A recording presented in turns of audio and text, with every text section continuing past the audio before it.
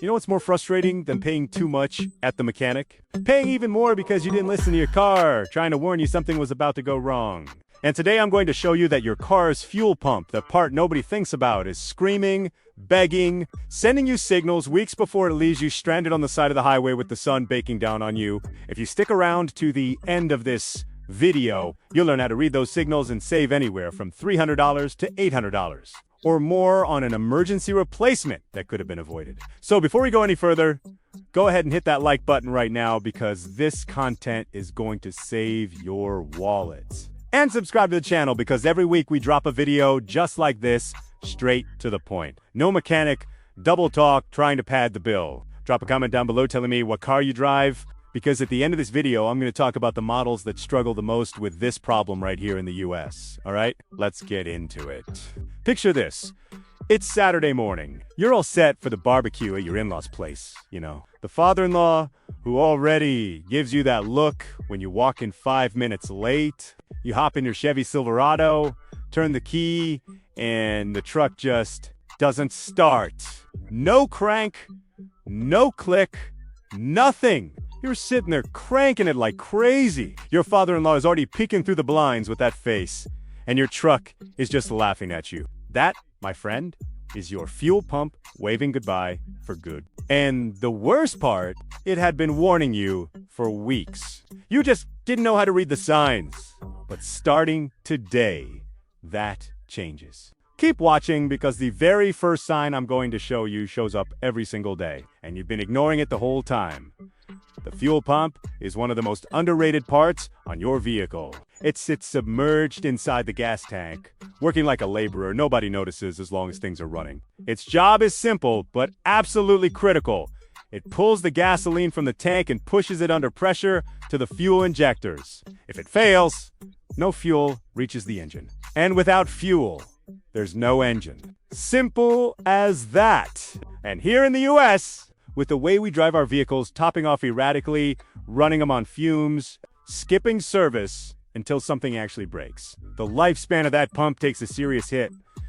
Now let me tell you about the first sign, and pay close attention because it's the easiest one to catch. When you get in your car, before you start it, you just turn the key to the on position, or if you have a push button start, press the button without pressing the brakes so you power up the system without cranking the engine. At you that moment, you should hear a faint hum, almost like a soft electric worry coming from underneath the car or from somewhere behind the back seat. That sound is the pump priming the fuel system so the engine is ready to fire. It's normal, it's expected, it's healthy. Now, if you turn the key to on and you hear absolutely nothing, pay attention. Your pump may be failing or already dead. And if you're hearing something different from the usual hum, a louder whine, a choppy sound, a distorted buzz, that's also a sign the pump is struggling. And here's a detail a lot of people don't know. Some newer vehicles, like certain Honda Civics 2.0s with more advanced fuel injection systems, actually begin priming the fuel system the moment you open the door, before you ever touch the key. This exists, so the system is already pressurized when you go to start the car. If your car does this and one day you notice it's taken longer to start even after you've opened the door, keep your eyes open. But going back to basics, listening for that pum-pum is valid for the vast majority of everyday vehicles on the road, from F-150s to from Ram 1500s to Honda Accords. The second sign hits you right in your patience and your wallet. The car that won't start on the first crank. You turn the key, the engine tries, cranks 2 or 3 times, and finally sometimes you have to hold the key in the start position longer than normal before the engine fires. This happens because the pump isn't pressurizing the system efficiently. It's pushing fuel, but not with enough pressure. The engine tries to run, can't find enough fuel, and only starts once the fuel finally makes it through. On a cold winter morning in the Midwest or New England, this might feel normal, but it's not. Cold weather can make starting a little harder. Sure, but if this is happening regularly and you're not in below freezing temps, suspect the pump. There's a third sign that shows up while you're actually driving. And this one is the most dangerous because it can catch you completely off guard on the highway. Pay attention! The car starts stumbling, losing power, especially when you floor the accelerator. You're going for a pass on the interstate. You push the pedal down, expecting the car to surge, and it hesitates, sputters, shudders, like it's not getting enough fuel. That's the pump failing. Underload. In light city driving, it can still maintain minimum pressure, but when the engine demands more fuel, the pump can't deliver. In worst cases, the car can actually stall while you're in motion and then restart a few minutes later. That's the clearest sign the pump is on its last legs. Before we go further, I want you to do one thing. Drop a comment right now and tell me if you've been through any of these situations. Has your car ever left you stranded? Have you ever been stuck somewhere with no idea why your car wouldn't start? Share the story, because it helps other drivers understand they're not alone. And if this video is useful to you, hit that like button. It makes a real difference for the channel and lets us keep putting out quality content. And hit subscribe if you haven't already, because next week we've got more content that will save your money.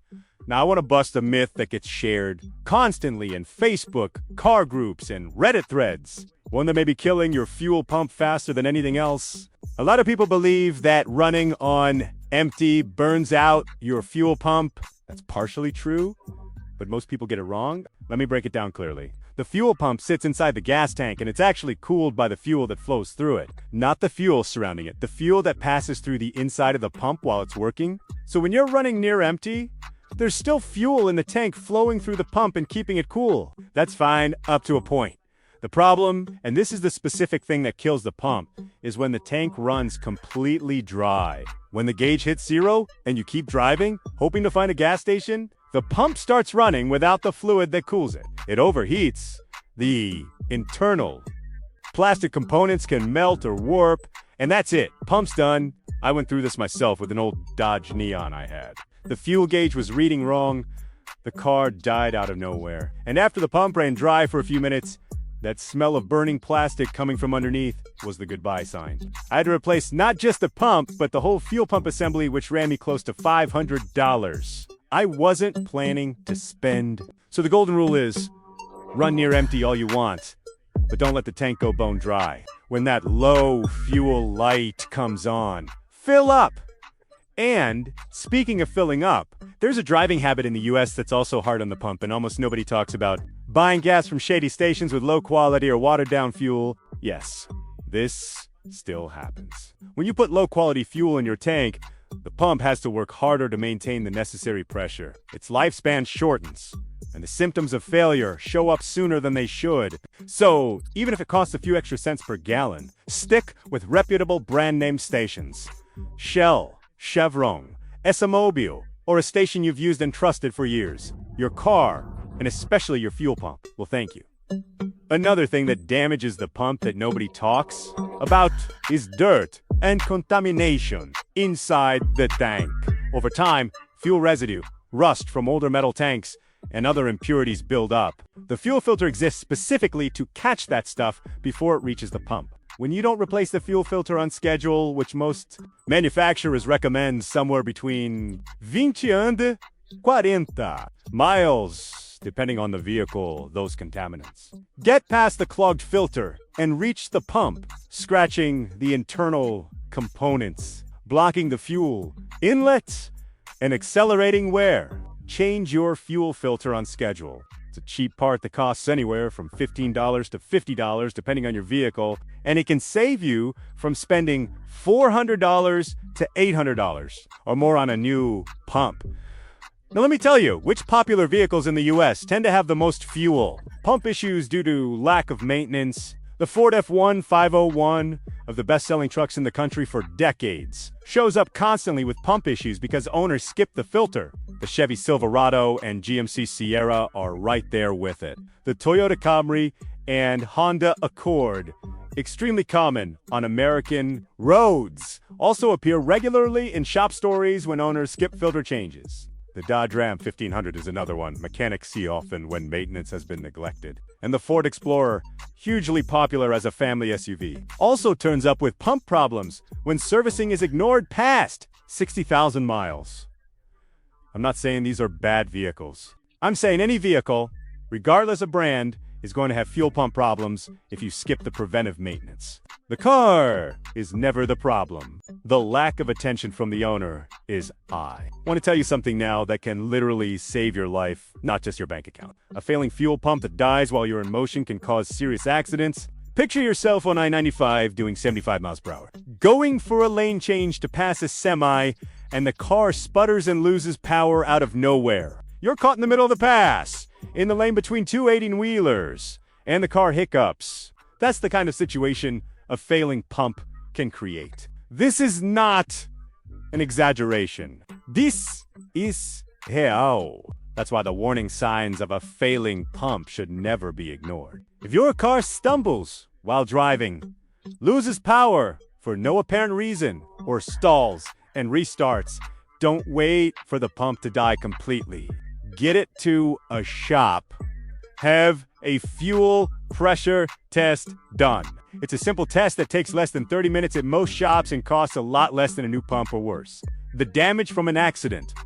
Let me explain how a fuel pressure test works. Because knowing what's happening at the shop puts you in a much stronger position and keeps you from getting taken for a ride. The mechanic uses a fuel pressure gauge connected to the fuel line. Every vehicle has a specified working pressure for the pump, typically somewhere between 30 and 60, depending on the model. If the pressure reading is below spec, the pump is defective. The test is objective.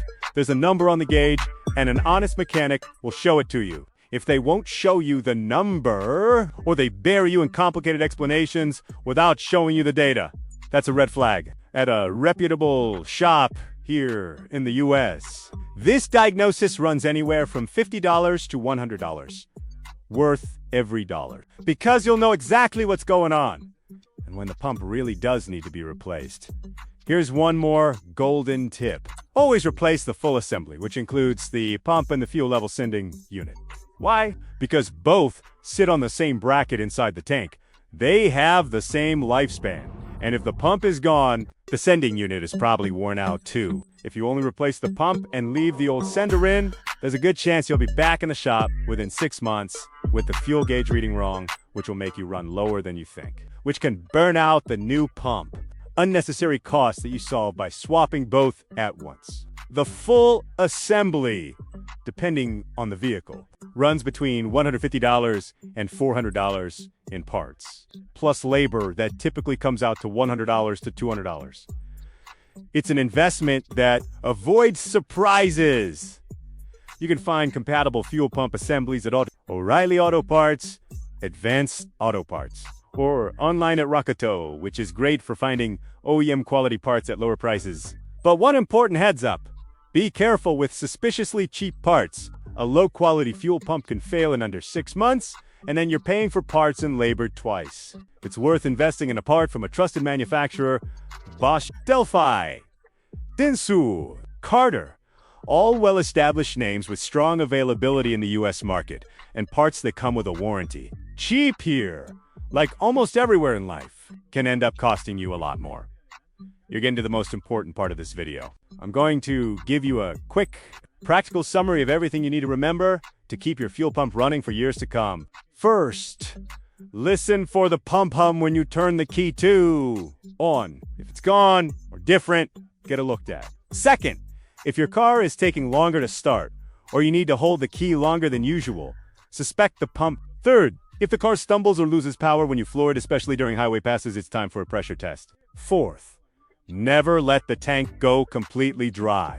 Run it near empty if you need to, but fill up before it hits zero. Fifth, replace the fuel filter on the manufacturer's schedule, every 20,000 to 40,000 miles, depending on your owner's manual. Sixth, when replacing the pump, replace the full assembly pump and sending unit. Seventh, use parts from recognized manufacturers and fill up at reputable gas stations. Now, tell me in the comments, which of these signs have you noticed in your car and never knew what it was? Someone else is going to read your comment and recognize the exact same thing happening to them, and you'll have helped them out without even knowing it. And if you have a friend or family member who complains that their car won't start right, sputters, or is stressing them out, send them this video right now. It'll be one of the best favors you've ever done for them before we wrap up. I want to give you a gift. If you turn on the notification bell on this channel, You'll be alerted every time we drop a new video, and we release content every week, always with practical tips on vehicle maintenance that every car owner needs to know, even if you've never touched a wrench in your life.